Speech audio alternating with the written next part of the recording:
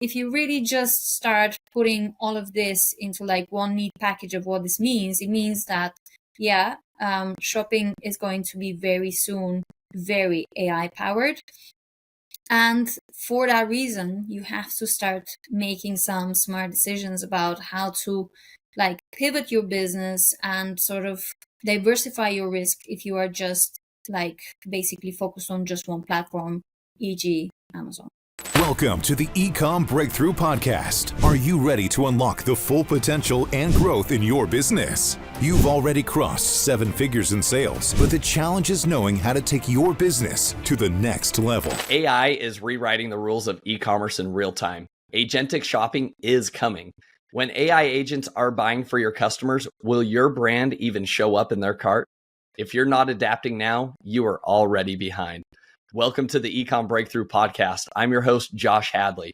I scaled my own brand from 0 to 8 figures in sales, and now my mission is to take it to over 9 figures. On my journey to 9 figures, I bring you unfiltered conversations with the smartest minds in e-commerce. Past guests include Kevin King, Michael E. Gerber, author of The E-Myth, and Brandon Young from Seller Systems and Data Dive. Today's guest is someone that is at the forefront of one of the biggest shifts happening in e-commerce right now, the integration of AI into the core of how brands operate, scale, and compete. I'm thrilled to welcome Jo Lambadjieva, founder and CEO of Amazing Wave Digital, an agency that helps Amazon and e-commerce businesses unlock scalable growth through practical AI solutions. From AI-powered business process audits to tailor-made strategies, team training, and streamlined operations, Jo and her team help brands identify inefficiencies and build custom systems that actually move the needle. With a proven track record of helping brands increase productivity, scale and creative output, and build more agile teams, Jo is here to show you how to stop dabbling in AI and start integrating it in a way that's strategic, sustainable, and wildly profitable. With that introduction, welcome to the show, Jo. Thank you, Josh. Thank you so much for having me. Jo, I am stoked to have you on the show because you have one of the one of the most well-renowned AI newsletters in the e-commerce space. And we were just talking about how we were at the Amazon Accelerate event a few weeks ago, and you kept getting hit up from people that were like, hey, you're the girl who does the AI newsletter everywhere you walk. So you're becoming wildly popular, Jo. So I'm honored to have you on the show. Thank you so much. I wouldn't call it wildly popular, but it is very bizarre when people stop me and say, hey, I really like your newsletter. It's kind of a surreal and nice and very embarrassing kind of go and hide in a cupboard kind of moment. So, yeah. Hey, well, it means you're doing something right. That means obviously people are reading your newsletters and they're sharing it with other people. Otherwise, it wouldn't be gaining the momentum that it is. And Jo, that's exactly what I want to dive straight into today. E-commerce is changing, and it's changing fast. There's so much happening, not only with Amazon and Rufus and Cosmo, but OpenAI is already making some big plans to dive into that e-commerce space. We've also heard Perplexity diving into the e-commerce space. Like the e-commerce world as we know it, 3 to 5 years from now is going to look drastically different. And I am of the belief that the people that are surviving and thriving in that new e-commerce environment 3 to 5 years from now are going to be the people that are actually implementing changes to their business now, because otherwise you're just going to get left behind. So, Jo, would you see that as a true statement? And what do you see happening? If you were to look into your crystal ball right now, what do you think the future of e-commerce looks like 3 to 5 years from now? Yeah, funnily enough, I would be even so bold to say it's not even 3 to 5 years from now. I think it's more in the space of 1 to 2 years. I think people don't necessarily realize exactly how fast AI is moving. I've been writing my newsletter for about a little more than 2 years now, and I write it every week, 3 times a week, and it's been kind of like a crazy ritual that I do every week. And so what this has allowed me to do is to see exactly how quickly we're shifting in terms of its dramatic shift in terms of what AI is capable of, and like how much these companies are being invested in and how much that is allowing them to like build more and more and more. So what you're seeing is companies like OpenAI sort of sprawling in terms of the elements in which, or like the industries in which they are kind of like starting to gain momentum. And one of the industries is obviously e-commerce. And, you know, just last Monday, you know, so in, what is it like now, the end of September, OpenAI just announced that ChatGPT now can accept essentially purchases within the environment of ChatGPT, which is, you know, it's insanely huge news for e-commerce. Because if you just put it into the context of where we are in terms of ChatGPT usage, ChatGPT has 700 million weekly users, right? And these are users that are insanely trusting towards ChatGPT. I think most people, like just general users, don't necessarily are not always able to catch when AI is hallucinating or saying something factually incorrect. So there is just a really huge trust within ChatGPT, and I would say it's probably as big as a trust that consumers have towards Amazon. And so that's why this is so huge, because if ChatGPT, when you ask a very specific question about that pair of hiking boots with like that particular padding and that particular size at that particular price, gives you 3 options and recommends you those, well, you bet you that the consumer is most likely going to pick one of those 3 options. And so really, you know, and we've looked at, like, we've seen this in terms of data, you know, although in the grand scale of things, still AI-driven traffic to website is still not such a huge chunk. In terms of the actual intent and the conversion rate that this traffic is achieving is so high. Like, you know, Ahrefs did, again, like about a couple of months ago, a study where they found that less than 1% of traffic leads to 12% of overall conversions. I mean, it's insane. So, you know, and there was another like stat that came out last week, was that 20% of all referral traffic to Walmart is now coming from ChatGPT. So, you know, everything is kind of like stacking up. You know, this is super high intent traffic, is growing really fast. ChatGPT is going really fast. And it's not just ChatGPT, you know, we are like focusing too much on just one platform, but we have platforms like Perplexity, we have platforms like Claude, and then we're not even like scratching the surface of the fact that Meta is like one of the biggest investors in AI right now. And so if you really just start putting all of this into like one neat package of what this means, it means that, yeah, shopping is going to be very soon very AI powered. And for that reason, you have to start making some smart decisions about how to like pivot your business and sort of diversify your risk if you are just like basically focused on just one platform, e.g. Amazon. Yeah, no, I love that. And I believe the same thing. I think you're right. Like this could be a lot faster 1 to 2 years from now. I think 5 years, we have no idea where this thing's going to go. But here's what I think is going to happen. Just as like people will have kind of personal shoppers, right? That will go out to the mall and buy a bunch of different clothes in a couple different sizes and colors and patterns, et cetera. And then they bring them back home. And then that the customer ends up saying, hey, I like this, I like that, this fits well, this doesn't fit well. Like what AI is going to do, and I think this is the important thing to like convey to the listeners, is like this isn't necessarily anything new per se. It's an old way of things that have already been happening in our world, but it's just being brought to the masses. Okay, so now you're going to have more personal shoppers, which is going to be your AI agent, which is simply looking around, knowing your preferences, knowing all of your million data points of who you are, and then is going to recommend very specific brands and very specific patterns or designs or styles or colors to you because it knows you so well. And so I think the important aspect here is you mentioned, the other aspect of this that is not necessarily new, but it is changing.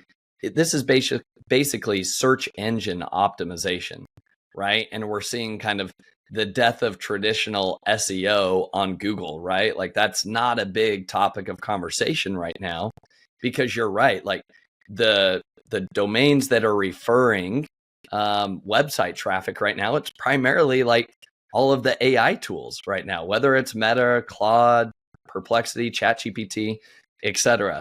So if that's the case, what's exciting to me is, like, for me personally, like I was never in the Google SEO game, right? Like that was never a core competency for me.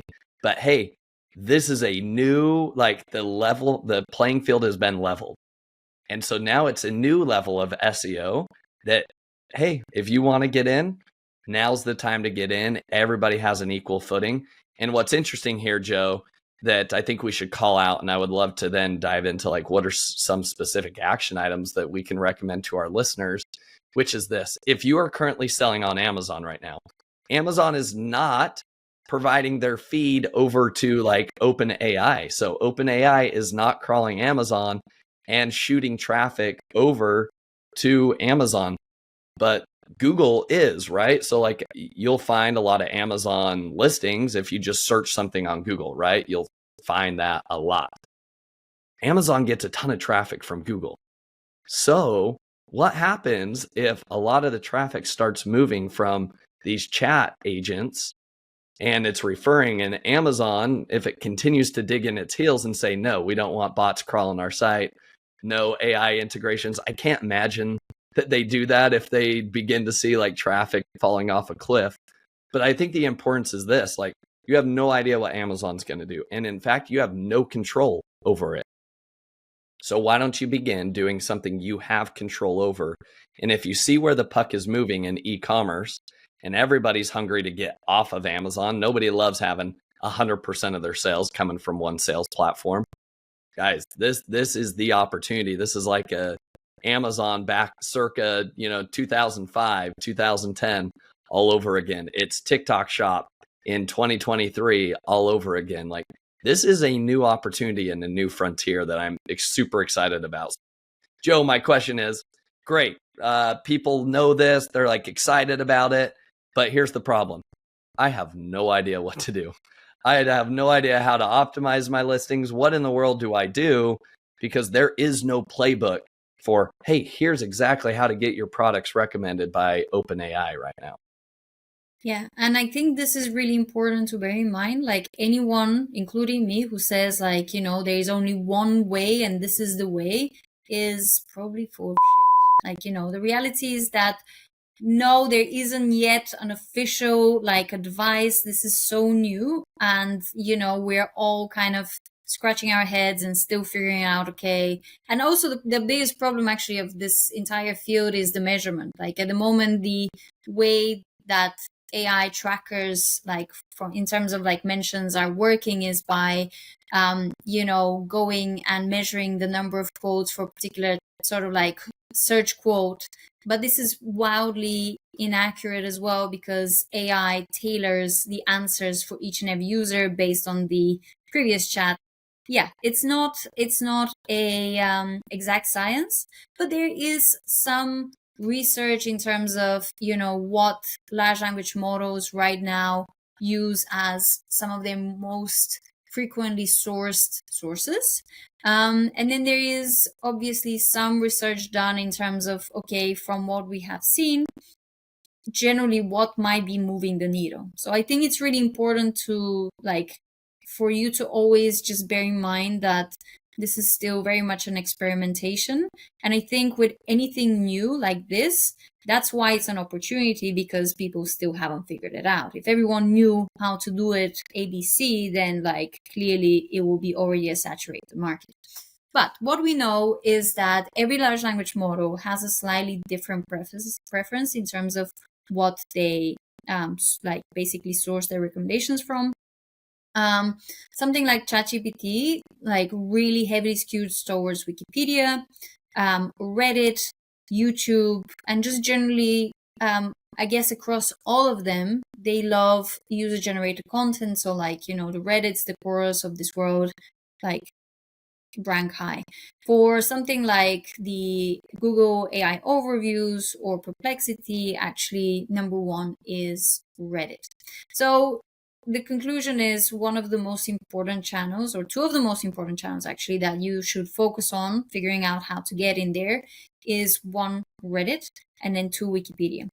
And the reality is that Wikipedia is in itself kind of like more of a like kind of an ongoing process, and it's not so simple, but there is ways, like obviously you just need to make sure that you get some mentions from reputable sources and then go through the process. But Reddit is, I think, it's like a slightly more straightforward, I guess, let's call it process, whereby ideally what you want to first do is figure out the subreddits which are specifically relevant for your product or niche. There is several tools that you can use. One is Gummy Search, which is a fairly inexpensive tool, which I recommend people to check out because it also can give you a lot of very valuable data in terms of your niche. Basically what it does, it sums up like different trends, like on Reddit, like it shows it can basically, based off a search term, it can collate all of the most relevant Reddit threads. It shows you which threads are kind of growing in terms of popularity. It can show you where, for example, your brand or your competitor brand have been mentioned. So it's really, really great in terms of insight. And another tool that you can use is, for example, SEMrush, where you can like literally go and find, again, based off a keyword, the specific subreddits that discuss that like topic. And it also, the cool thing is that it includes also the traffic volume.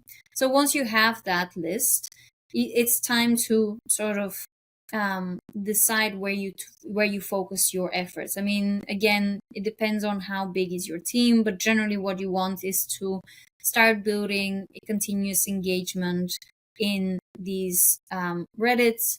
And like, if you want to focus on obviously the ones which have the highest search or the highest traffic.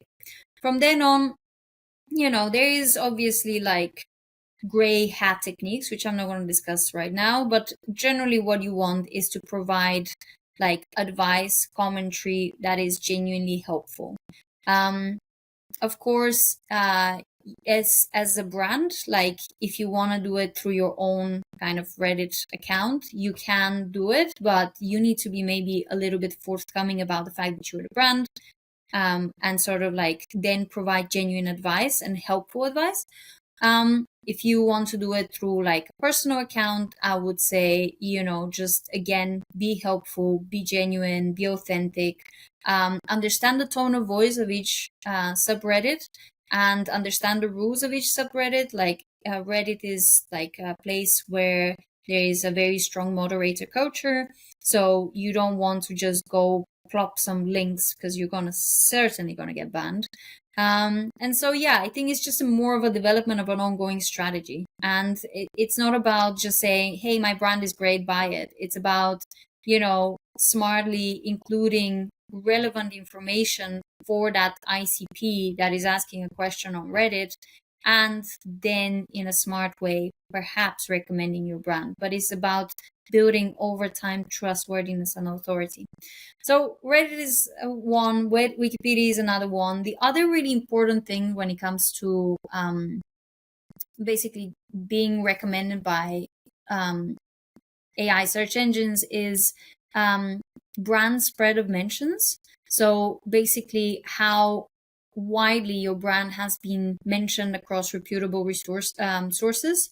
And so this is more of a kind of I would say, again, like a long-term play where you focus on maybe getting your brand. It's more like actually a digital PR exercise. How can you get into the Forbes of this world? How can you get into like the Marie Claires of this world?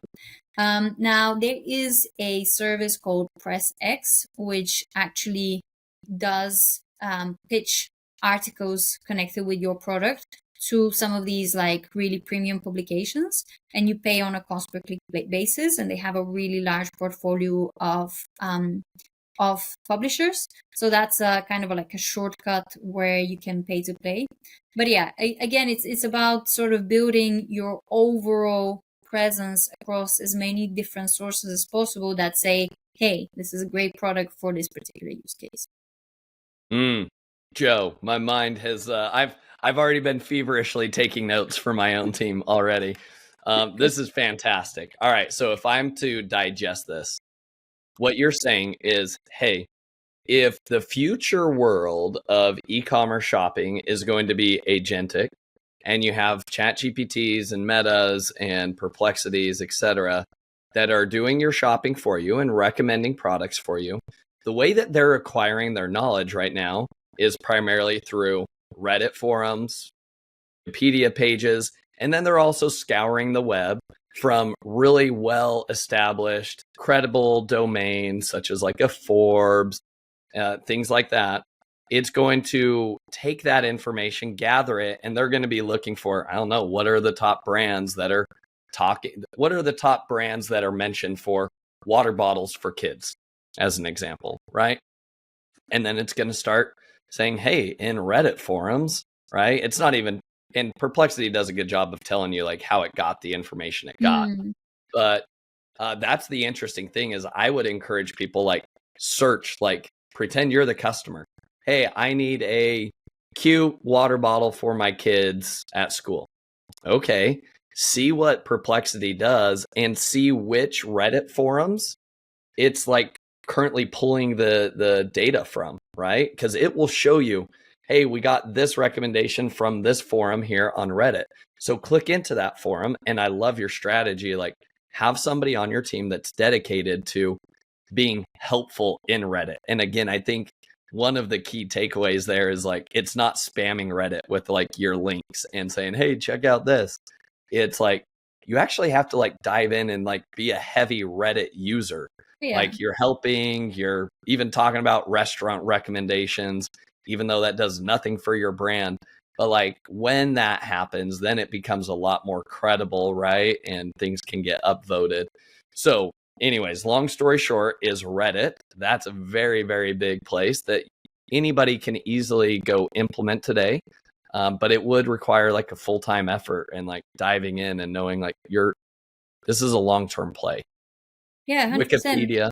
Just one thing to add is like, I think this is, of course, we're talking about how to get like AI to recommend your products. But if you actually really smartly create a Reddit strategy, like this is a place where real people go and ask for advice. Over time, this is going to pay out as actual brand awareness and like search volume across even just standard things like Google or Amazon. So you can't just look at it as a sort of formulaic, oh, if I do this, then this. It's like just genuine brand engagement with your customer, like talking with your actual potential customers, which is, I think, super valuable.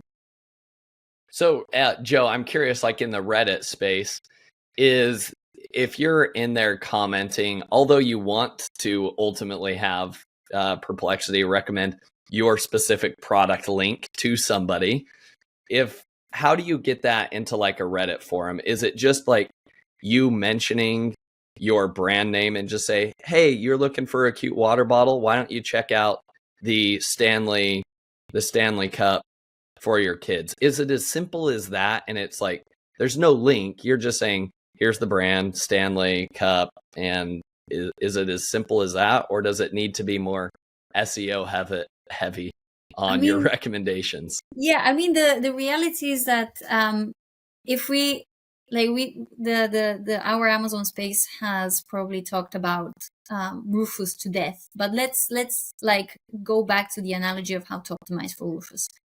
Optimizing for Rufus is all about bringing contextually relevant information specific to your ICP within your listing. Basically, it's trying to figure out how to preempt within our listings all of the possible like use cases, benefits, like questions, doubts, or whatever, like aspirations that customers have, and they might be asking Rufus.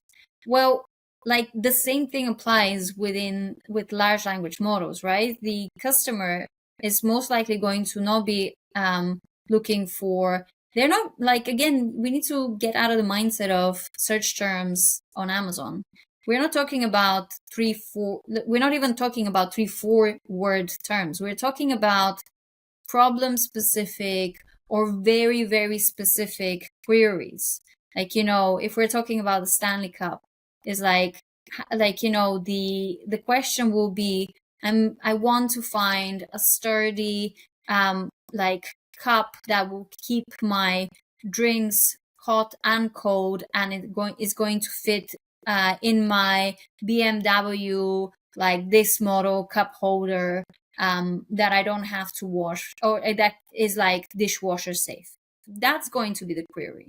And so if you know that, then your ready response will be, I love my Stanley Cup because I am a busy mom of 3, and every morning I don't have enough sleep. And so I need to have a gallon of coffee that will fit while I'm on the move.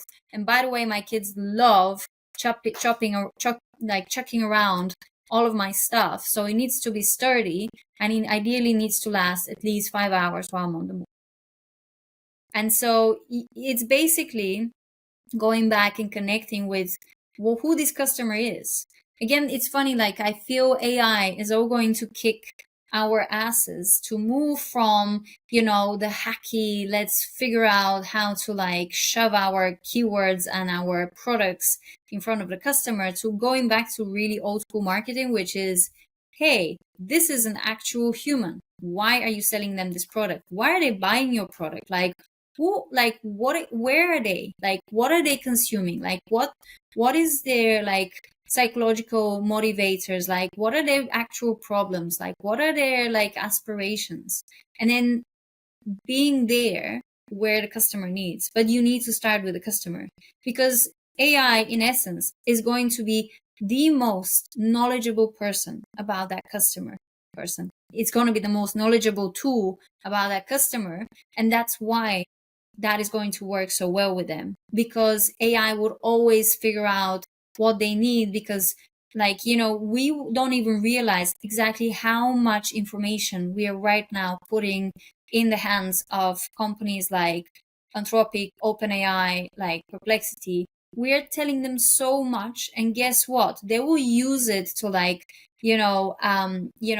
adapt their tone of voice to be exactly how we want somebody to talk to us. They will be providing us with the products that we really love because they know exactly the shit we're dealing with. They will be, just saying the right thing in the right place. And so we're going to trust them so much. It's actually really, really scary if you really think about it. But yeah, this is where we are heading. And so you really need to know your customer in order to do Reddit properly, but then also understand what AI will be probably recommending. Yeah, Jo, you hit the nail right on the head there. I think that this is nothing new. It is just a new form or fashion, right? Which is, this is going back to legacy principles, right? Throughout the ages of time, e-commerce or commerce in general has been about meeting the needs of somebody else. And so I think the best way for people to visualize this, Jo, is imagine that you were able to talk to every single customer that comes to your website as though they're walking in your store, like physical store, and you have the opportunity to sell them. That is exactly what is happening. AI is basically in a virtual environment, allowing the customer to say, hey, I'm coming in, I'm looking for this. And then you as the brand be able to say, here's my products. I might be able to meet your needs. Let me try to convey those to you. And so I think if you actually truly understand your customer, and this all goes back to what is it that's unique or different about your product? How does your product actually serve the needs of your customers? So I do think, Jo, as I think more about this, the commodity products, the people that have, gotten rich on Amazon from saying, hey, here's a nice spatula. I'm just going to throw my brand name on it and I'm going to make $1 million from it. Like once upon a time, that was happening. And we see that as kind of dying out with all the overseas competition and things like that. But in the new world of AI and agentic commerce, I think that dies even faster because you have nothing unique unless you have gone crazy in Reddit forums and you have a really good case point and PR about like how your spatula is different. So I think this just goes back to like the fundamental business basics, which is who is your customer and are you creating really, really good products to serve that customer and be able to basically lead them along a customer journey. I think that the brands that succeed in the next 3 to 5 years, yes, they've been able to figure out, we have social commerce that's happening, but they are also they've figured out how to serve the customer for the life of that customer. So after they purchase that first product, what's the next product they should be buying from you? And if you don't know, you're like, oh, I don't know. They just bought this water bottle from me. I don't know the next thing that they need. You need to get into the mind of that customer. You need to actually probably jump on calls with your customers, be like, what else could I serve you with? Right? Maybe it's if they're buying it for their kids in lunchbox in school, maybe a lunchbox or a backpack is the next thing that they need help with. Right. And so I think that's the important aspect is like, look, just get down to the basics of like serving people. Period. And I believe that's also a big component of why we're here on earth is to learn how to like work with others and serve others. And when you put the needs of others in front of yourself, that's where really, really good things happen, not only in your business life, but also in your personal life as well. So I think like that's just an eternal truth that I think will always be there throughout all time and eternity. So Jo, all right, let's go way back. We've got off on so many little rabbit holes, which this is just awesome. We've got Reddit, we've got Wikipedia, and then you also talked about getting on into press and established credibility, websites, Forbes, etc. So those are the specific action items that people can do right now that can help lead them down this path as things continue to evolve with AI and e-commerce. So now my next question for you, Jo, is like, so what else? What else is changing and what are the tools or AI that people should be implementing in their own businesses? I think that we're not far away. Maybe it's a year or two from now where there's $100 million brand with one person and a bunch of AI agents working with them. I don't think we're that far away from getting that reality. Maybe. I know, but tell me your thought. I think you're right, but I also don't think that this should be our aspiration in general. I think it's very nice on paper, but if we just think about the consequences on a macro level, like just of course that's my profession. Like I look into how to create efficiencies using AI. And yet I always say, like, don't try so fast to replace the human. Like humans are there to like be essentially superhumans if they use AI.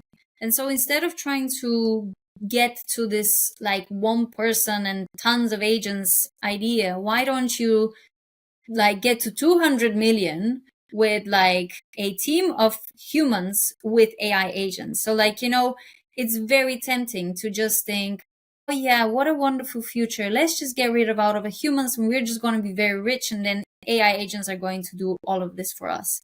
But this, like in general, this is not utopic. It's actually really scary. And I feel like we should maybe reflect a little bit about the gas pedal that tech companies are right now pressing pretty hard without like enough consideration about the macro climate. So I just want to say that before I continue with the practical implementations. So in terms of practical implementations, like I think I'd say every Amazon seller or e-commerce seller should now experiment with at least 3 to 4 different tools. So obviously ChatGPT, if you're not paying for the plus version, please, this is your homework for today. Best $20 spent. ChatGPT is brilliant at, it's kind of like a Swiss Army knife. It has a lot of capabilities. It does certain things better than others, but in general, it's a great tool to start with. And if you feel really overwhelmed by AI, just start experimenting with ChatGPT, and that already is going to be brilliant. Another tool, and I think within this, ChatGPT is great at data analysis. Obviously, it's great at doing things like deep research. It's great for some light automations with custom GPTs. There is a lot of use cases. The next tool that I would say a lot of people don't necessarily have not tested, but is actually one of my favorites, is Claude. Claude is really fantastic because it has a completely different way almost of let's say thinking or generating things like text. It's definitely the most human sounding AI or large language model. So if you're doing anything like copy heavy, so like product listing descriptions, blog, email, whatever, that's going to be a much better output in terms of following a specific tone of voice or just basically sounding like a human has written it. Aside from that, Claude has a really amazing capability to do something called artifacts, which you can see almost like as a tiny mini applications, which are actually really, really useful within day to day. So for example, I like to show how you can build yourself a tiny RFP form, which it's like a fully interactive thing where with drop down menus, etc. So let's say your VA just has to fill in a few fields, and then it basically spits out a fully fledged brief for whether it's your some manufacturer or whether it's for if you're searching for an agency, whatever it is. There's so many use cases. And you can build these and share them across your team, and and all you need to do is literally chat with the bot. So it's like all just based off text. So you just, if you have an idea, you can build that within Claude. The third tool that I would say is very much should be used by sellers right now because it offers an incredible opportunity is the Google Creative Suite. If you don't want to punt it for going for the VO3 model, that's absolutely fine. That's still pretty expensive, but just start with Gemini 2.5, which is right now free, or how it's called commercially or popularly, Nano Banana, and that has amazing image fidelity. So you can put your product within any sort of image setup, and the product is pretty much always kind of spot on in terms of labels and in terms of how it comes out. So of course, I haven't tested all categories. There might be exceptions, but in terms of AI generated images with products, I think this is the best options as of now. And then number 4, I would play around with something like an agentic browser. One of my favorites is GenSpark. And if you want an extra, Lovable is a great platform where you can essentially build anything like an app, a website, whatever you have in mind, just through using natural language. So there is almost never been a easier time to create things, to put your ideas into a working prototype. You just basically need to start. And that's what I say to all of the teams that I train is AI is a muscle. You have to train it every day and you're going to get good at it. I love that. What a great summary. I think you ran down that list, and I think every single one of those things we could dive that much deeper and pull up could be a deep dive into how do you use ChatGPT to be the most efficient, right? How are you using Claude? And Gemini 2.5, right? So I love that. Now, Jo, what do you feel like as you've consulted with a lot of different e-commerce brands, what do you think is the lowest hanging fruit? Like, give me like 3 things that's like, guys, these are the things you need to implement like today into your business that, also like doesn't take, somebody's full-time effort to also create it or to manage it or things like that. What do you think? Like, we've got the people listening to this are just like me. We're strapped for time, right? We maybe have like an hour a week. Like we're packed to the gills already. So if I'm listening to this and I'm kind of already overwhelmed, it's like, oh man, like I'm just falling further behind. What do I actually do here? What are some quick wins that you think for an e-commerce brand? Start doing this. You can do this today. It will immediately provide value to your business. What are some of those things you would recommend? Sure. I'd say immediate use is like re-optimize your images and your A plus if you're an Amazon seller, and just generally create let's say social media content with AI. Again, Gemini 2.5 is a great tool to use to do that, especially if you are cash strapped. Again, here I'd say is, like ideally you want a creative mind to like work with AI to essentially help you create visually appealing. I think AI is a tool, and if you don't know what you want and you don't know what looks good, you are going to get exactly that, right? So it's not going to make you all of a sudden a designer. So ideally you want to work with someone who uses the tool to get you to like a really nice design. But if you really can't afford that, you can still get like probably much better versions of your images with like models, like in different settings, seasonal, etc. And this is such a low hanging fruit, and you can optimize, you can A/B test. I think the real value is like the speed with which you can iterate and figure out, okay, what works. And, you can iterate whether this type of model is the right, or whether is this type of setting, or is this the type of color scheme. And you can change this, like, every couple of weeks, see how it performs, and then optimize. So like, you can create yourself a pretty extensive A/B testing framework, and based on that, change your images. The second thing is obviously if you haven't used AI for product listing optimization, that's again no brainer. But don't just go to a custom GPT that does like product listing optimization and do this. I mean, you can, but again, just go back to what we talked about, like know your customer, know thy customer. So the point is, build yourself a solid ICP, figure out what is it in these reviews, and use AI to analyze your reviews. And then from that data, build an ICP, and then using that, optimize your listings. Again, it goes back to knowing what to put in the listings, and maybe even starting to optimize a little bit for Rufus. But the point is, AI is your friend for that.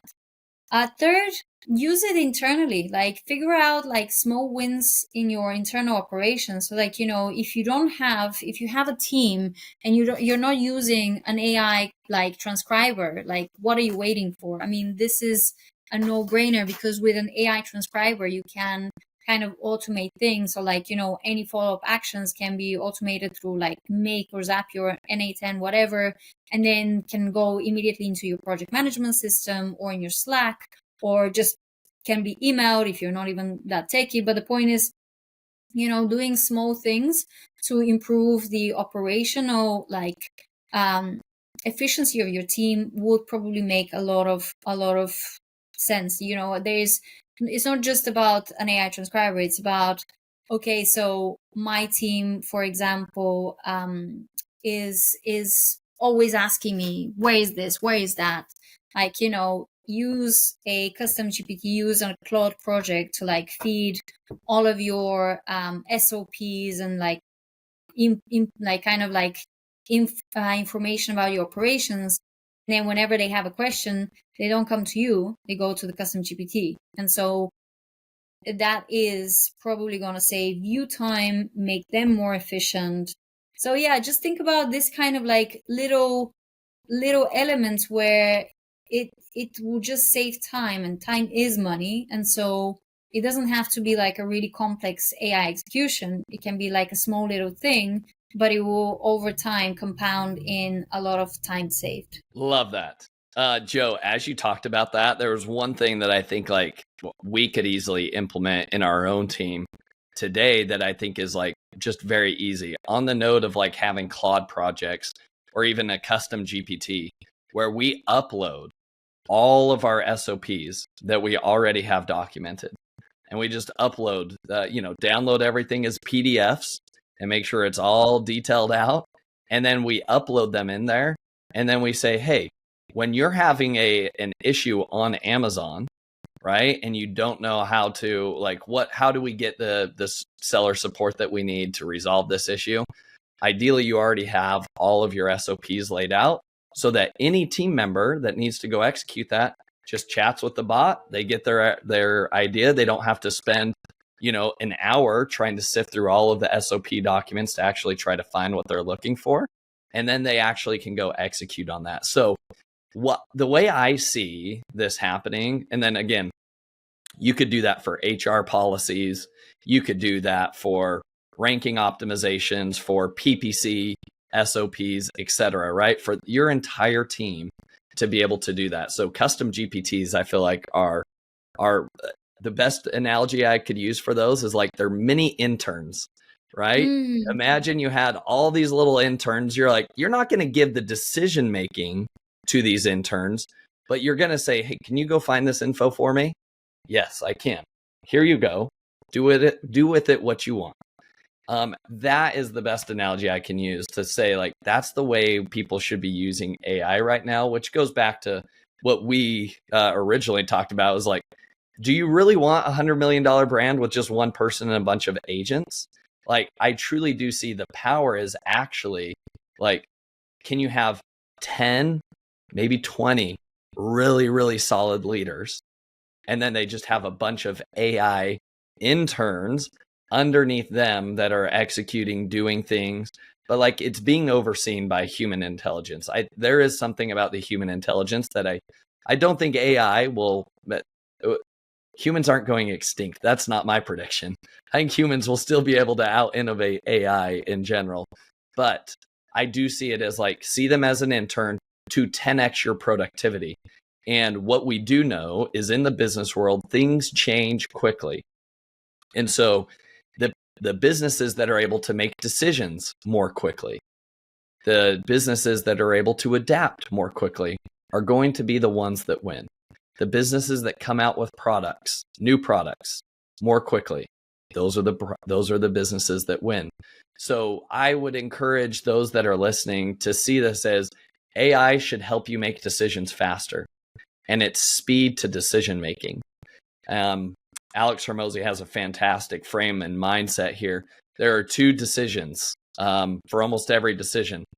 There are irreversible decisions, right? Where it's like, if you make this decision, unrolling this decision is a whole ball of wax and is figuratively either impossible or there's some serious consequences with it. Most decisions are not those type of decisions that are irreversible. Most of them are not. But probably 90% of the decisions, if not 95% of the decisions you make every day, they are reversible decisions. If you go down this path and you're like, I'm going to change my main image, I think it could be better. Okay. Is that an irreversible or a reversible decision? It's a reversible decision. If you test it out and it doesn't work, okay, worst case scenario, you change it back. Yeah. And so instead of spending 1 month or 1 week or whatever it is trying to perfect and refine that, most businesses live on the, hey, can you get this done by the end of the week? Hey, can you get this done by the end of the month? That's what most businesses operate in.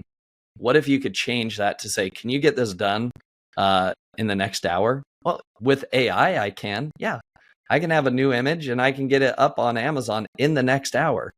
The brands that can operate that way are going to crush the competition. So I think it is a speed of execution, knowing that there are a lot of reversible decisions that you can make that allow you to just operate at speed, break things, and then repair them as fast as they break. And that's how you just continue to build and grow. Fail fast. Love it. Jo, is there anything else? I know we've went down so many rabbit holes.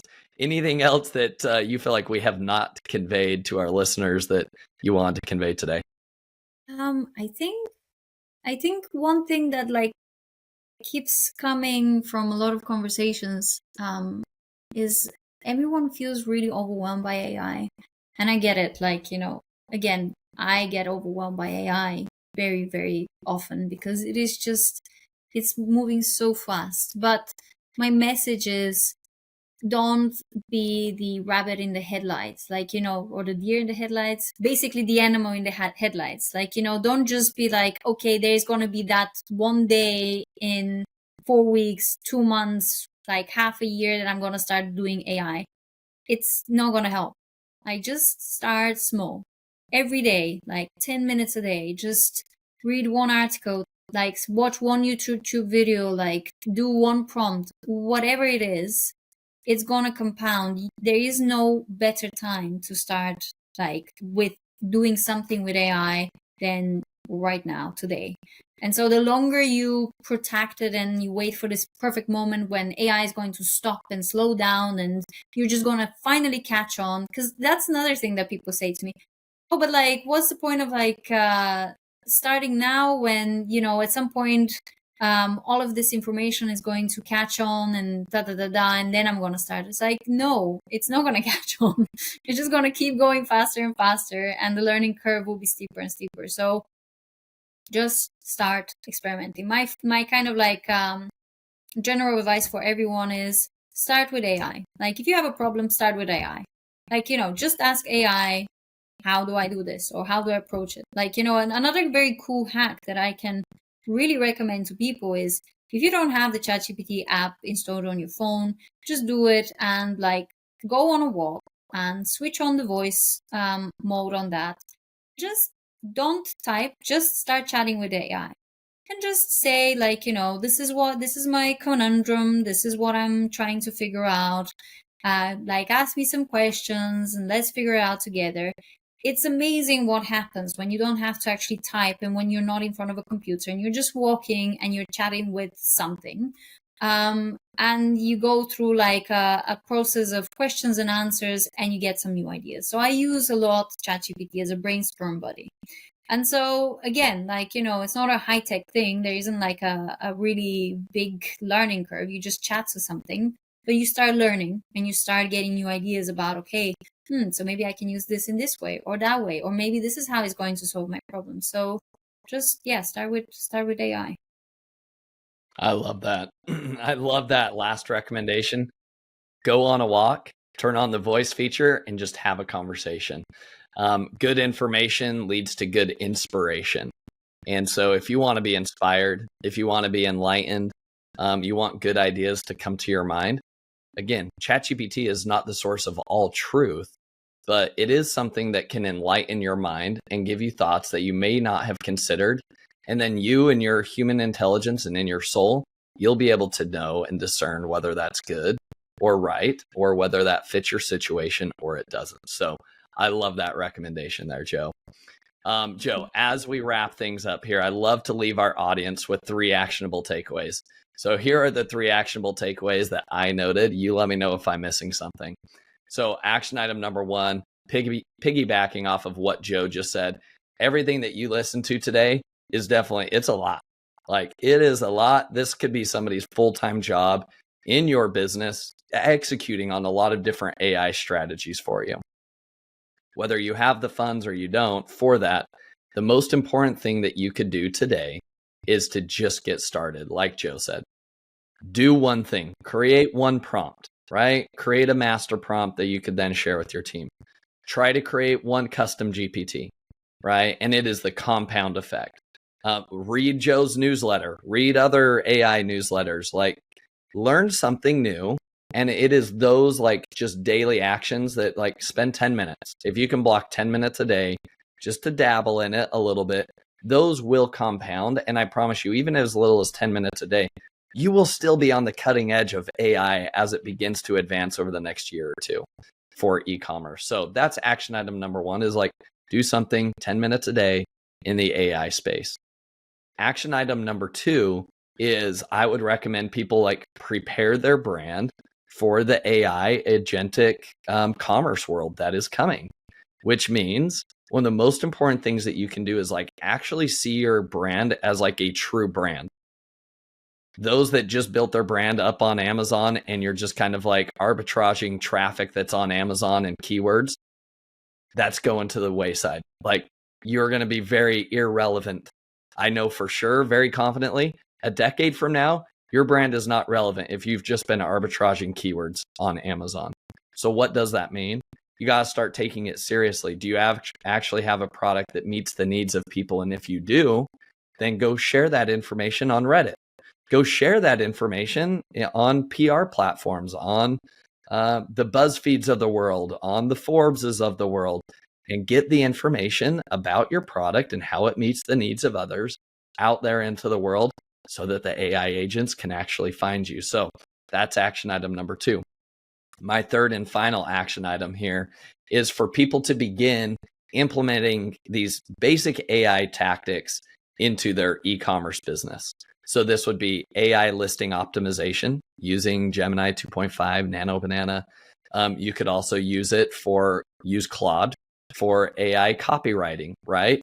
To ensure that you are serving up Rufus and Cosmo with everything that they need in order to make sure that that meets, you're hitting all the key points that need to be delivered so that the AI agents, again, will pick you up. And then not last but not least, but like implement some AI workflows into your business. So of all of those options, like just take a few of them and do something every day. One small action per day out of these action items will go a long way. So Jo, is there anything else you think I missed here that you think people need to be doing? I I think know that that's was a a pretty good mouthful list. already. Yeah, I think that's fine. That's enough. Start with that. It's probably more than 3 action items already. Yeah, absolutely. Jo, I love this. It's been a fantastic conversation. I love to ask every guest the following 3 questions. So number 1, what's been the most influential book that you've read and why? It's really difficult. This question, it's very difficult for me to answer. There's so many books. One that came immediately to mind is called Siddhartha by Hermann Hesse. It's a very tiny book, but it's very focused on spirituality and on, basically being in the present moment and, why we are here on Earth. And so for me, that has been a very influential. Awesome. I love it. That's a new book recommendation. I love that. Question number 2. This is definitely within your wheelhouse. What's your favorite AI tool that you've been using and how have you been using it? Again, difficult to answer, but I think Claude, although not flashy, has been so far one of the tools that I've used the most in my AI career. Just because I feel that one, like it writes in a really amazing way, and then 2 is because I think the way it thinks, or the way sort of works is just. Yeah, it's just a slightly different and more interesting approach than I find sometimes with ChatGPT. So I would definitely recommend people to test it. Awesome. All right, final question. Who are the people in the e-commerce space that you would recommend other people should follow if they're not currently aware of them? This is again another tough question because there is so many great minds in the space. I really rate John Durke's newsletter. I think that's a fantastic newsletter to read. And another one is Kevin King's newsletter. These are 2 great resources. P2's newsletter, which is also AI for e-commerce, is fantastic as well. It just has a slightly different angle, which is, very focused on like practical use cases and tools. But again, she's just generally a great AI mind in the e-commerce space. And then we have, and I'd say like one person that I feel is again like putting a lot of thought leadership around is Juana Padurario. And her and Andrew Bell and Danny obviously wrote the Rufus Blueprint, and they have been really focused on dissecting the whole sort of like how Rufus works. So I think following those three and just like checking out their work again, really great resource in terms of understanding more the Amazon sphere of kind of e-commerce and AI. Those are fantastic recommendations. I would highly recommend everybody follow those individuals if you're not already. There are lots of great newsletters as well. So, Jo, this has been a pleasure. If people want to learn more about you or even your agency, help install some of these AI tools into their business or follow your newsletter, share with people all the good details here. Sure. The easiest way to get in touch with me is you can connect with me on LinkedIn. You can send me an email on joe@amazingwave.digital, and you can obviously subscribe to my newsletter, which I will share with you the link because it's a long ass domain name. Or it's actually, I bought a short, better one. Hold on. It's the AI for e-commerce newsletter.com. Really good. Awesome. Good choice. Yes. So yeah, all right. Please get in touch. I love it. And we'll drop those links into the show notes as well so that people can subscribe and follow you as well, Jo. But this has been awesome. Thank you for your time today, Jo. Thanks for having me, Josh. Thank you for listening. Visit ecommbreakthrough.com for more information. If you've enjoyed today's episode, the best way you can show your appreciation is by clicking the subscribe button and quickly leaving a review. See you again next time.